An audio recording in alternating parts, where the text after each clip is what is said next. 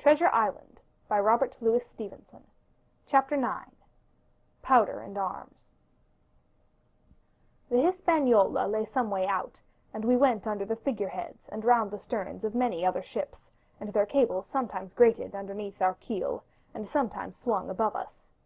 At last, however, we got alongside, and were met and saluted as we stepped aboard by the mate, Mr. Arrow, a brown old sailor with earrings in his ears and a squint. He and the squire were very thick and friendly, but I soon observed that things were not the same between Mr. Trelawney and the captain. This last was a sharp-looking man, who seemed angry with everything on board, and was soon to tell us why, for we had hardly got down into the cabin when a sailor followed us. "Captain Smollett, sir, asking to speak with you," said he. "I'm always at the captain's orders. Show him in," said the squire.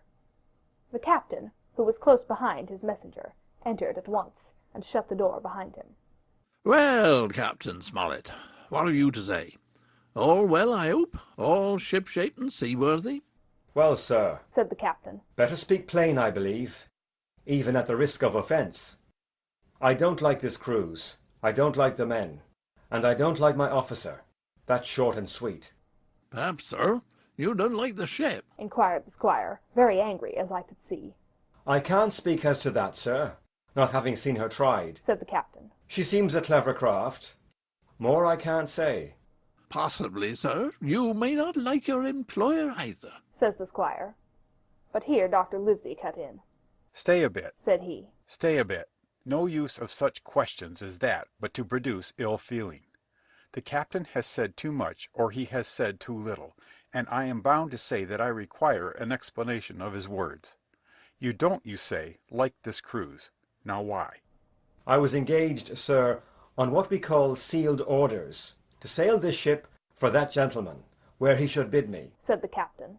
"So far, so good. But now I find that every man before the mast knows more than I do. I don't call that fair now, do you?" "No," said Dr. Livesey. "I don't." "Next," said the captain, "I learn we are going after treasure. Hear it from my own hands, mind you. Now treasure is ticklish work. I don't like treasure voyages on any account. And I don't like them, above all, when they are secret and when, begging your pardon, Mr. Trelawney, the secret has been told to the parrot." "Silver's parrot?" asked the squire. "It's a way of speaking," said the captain. "blabbed, I mean. It's my belief neither of you gentlemen know what you are about. But I'll tell you my way of it. Life or death, and a close run." "That is all clear, and, I dare say, true enough," replied Dr. Livesey. "We take the risk, but we are not so ignorant as you believe. Next, you say you don't like the crew. Are they not good seamen?" "I don't like them, sir," returned Captain Smollett. "and I think I should have had the choosing of my own hands, if you go to that." "Perhaps you should," replied the doctor. "My friend should, perhaps, have taken you along with him. But the slight, if there be one, was unintentional. And you don't like Mr. Arrow?" "I don't, sir. I believe he's a good seaman, but he's too free with the crew to be a good officer. A mate should keep himself to himself. Shouldn't drink with the men before the mast." "Do you mean he drinks?" cried the squire. "No, sir," replied the captain. "only that he's too familiar." "Well, now, and the short and long of it, Captain? Tell us what you want." "Well, gentlemen, are you determined to go on this cruise?" "Like iron," answered the squire. "Very good," said the captain. "Then, as you've heard me very patiently saying things that I could not prove, hear me a few words more. They are putting the powder and the arms in the forehold. Now, you have a good place under the cabin. Why not put them there? First point.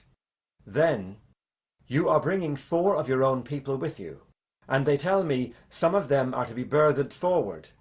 Why not give them the berths here beside the cabin? Second point." "Any more?" asked Mr. Trelawney. "One more," said the captain. "There's been too much blabbing already." "Far too much," agreed the doctor. "I'll tell you what I've heard myself," continued Captain Smollett. "that you have a map of an island, that there's crosses on the map to show where treasure is, and that the island lies—" And then he named the latitude and longitude exactly. "I never told that," cried the squire. "to a soul." The hands know it, sir, returned the captain. Livesey, that must have been you or Hawkins, cried the squire. It doesn't much matter who it was, replied the doctor, and I could see that neither he nor the captain paid much regard to Mr. Trelawney's protestations. Neither did I, to be sure, he was so loose a talker, yet in this case I believe he was really right, and that nobody had told the situation of the island. Well, gentlemen, continued the captain, I don't know who has this map, but I make it a point. It shall be kept secret, even from me and Mr. Arrow. Otherwise I would ask you to let me resign. I see, said the doctor. You wish us to keep this matter dark, and to make a garrison of the stern part of the ship, manned with my friend's own people, and provided with all the arms and powder on board. In other words, you fear a mutiny. Sir, said Captain Smollett, with no intention to take offence, I deny your right to put words into my mouth. No captain, sir, would be justified in going to sea at all, if he had ground enough to say that. As for Mr. Arrow, I believe him thoroughly honest. Some of the men are the same. All may be, for what I know. But I am responsible for the ship's safety and the life of every man jack aboard of her. I see things going, as I think, not quite right, and I ask you to take certain precautions, or let me resign my berth, and that's all. Captain Smollett, began the doctor with a smile, did ever you hear the fable of the mountain and the mouse? You'll excuse me, I dare say, but you remind me of that fable. When you came in here, I'll stake my wig, you meant more than this.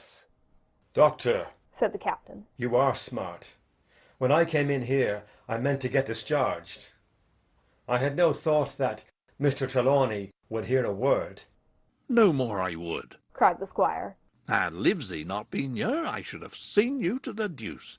As it is, I've heard you. I will do as you desire, but I think the worse of you. That's as you please, sir, said the captain. You'll find I do my duty. And with that he took his leave. Trelawney, said the doctor, contrary to all my notions, I believed you have managed to get 2 honest men on board with you, that man and John Silver. Oh, Silver, if you like, cried the squire. But as for that intolerable humbug, I declare I think his conduct unmanly, unsailorly, and downright un-English. Well, says the doctor, we shall see. When we came on deck, the men had already begun to take out the arms and powder, yo-hoing at their work, while the captain and Mr. Arrow stood by, superintending. The new arrangement was quite to my liking. The whole schooner had been overhauled. 6 berths had been made astern, out of what had been the after part of the main hold, and this set of cabins was only joined to the galley and the forecastle by a sparred passage on the port side. It had been originally meant that the captain, Mr. Arrow, Hunter, Joyce, the doctor, and the squire were to occupy these 6 berths. Now Redruth and I were to get 2 of them, and Mr. Arrow and the captain were to sleep on the deck in the companion, which had been enlarged on each side till you might almost have called it a roundhouse. Very low it was still, of course, but there was room to swing 2 hammocks, and even the mate seemed pleased with the arrangement. Even he, perhaps, had been doubtful as to the crew, but that is only guess, for as you shall hear, we had not long the benefit of his opinion.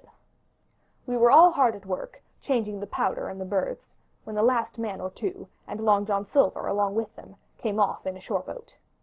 The cook came up the side like a monkey for cleverness, and as soon as he saw what was doing, "So-ho, mates," says he. "What's this?"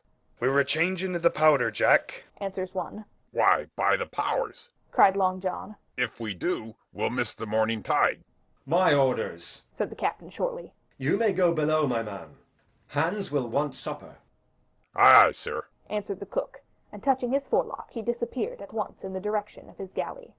That's a good man, Captain, said the doctor. Very likely, sir, replied Captain Smollett. Easy with that, men, easy. He ran on, to the fellows who were shifting the powder, and then suddenly observing me examining the swivel we carried amidships, along brass 9, Here you, ship's boy, he cried. Out of that. Off with you to the cook, and get some work. And then, as I was hurrying off, I heard him say quite loudly to the doctor, I'd have no favourites on my ship. I assure you I was quite of the squire's way of thinking, and hated the captain deeply. End of chapter 9.